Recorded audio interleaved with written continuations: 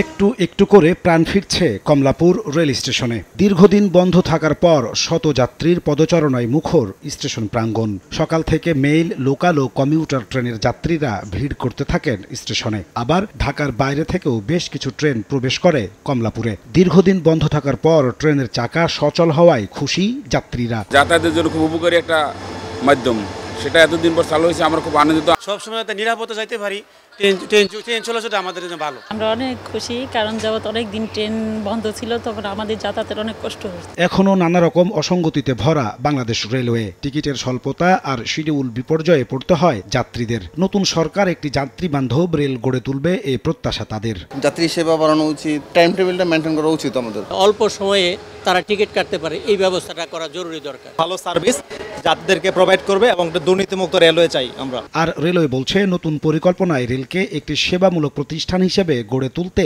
কাজ করবেন তারা।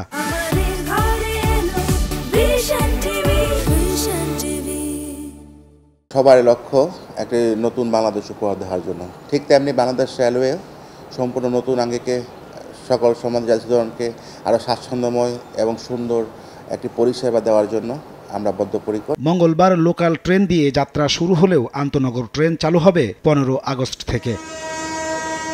নাজমুস সালেহী, সময় সংবাদ, ঢাকা।